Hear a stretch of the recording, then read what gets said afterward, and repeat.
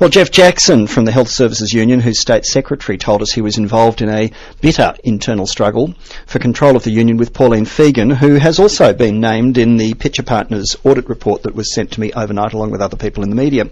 I said a few moments ago Pauline Fegan had not responded to our calls, and shortly afterwards she has called in. Pauline, good morning.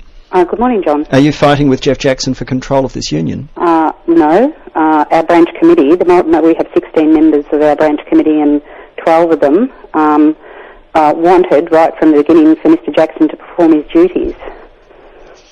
Well, the auditors have found a report which in a way also asks questions about some of your conduct. Why was the union buying more than $120,000 worth of goods from your husband's firm without them being put to competitive tender?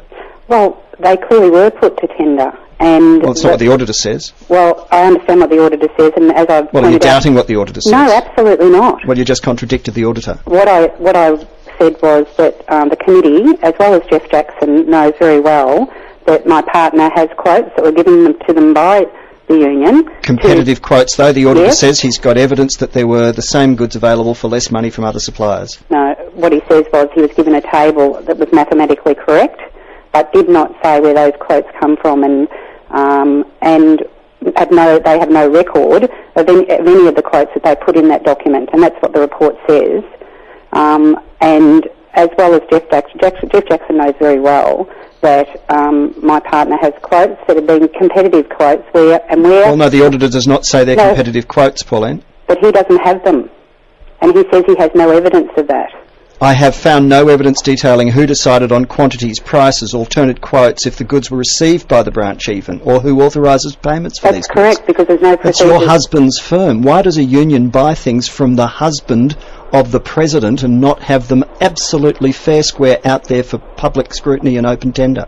Well, it should be. That's the procedures of it. Well, the procedures of the union obviously need to be looked at, John, but I can absolutely... Just happens to have benefited your husband's firm along the way. Well, it hasn't benefited my husband's firm. Well, $127,000 worth of supply. Well, he had to pay for those, John, just like everybody else has to pay for Did he pass them on at no profit?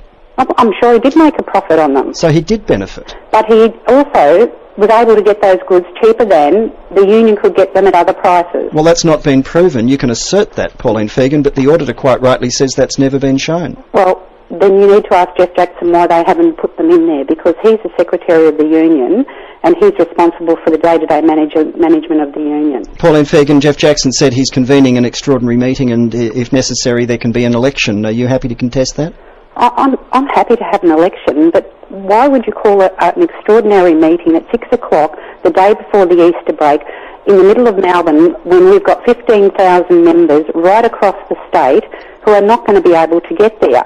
If he wants to go to election, then really call an election. Actually have an election of the positions so that every single member gets to vote in them. All right, I'm grateful that you have called back and that you've at least had a chance, albeit briefly before the news, to put your side of the story, and the public and the members, more importantly, can make up their own minds. Pauline Fegan, State President of the Health Services Union.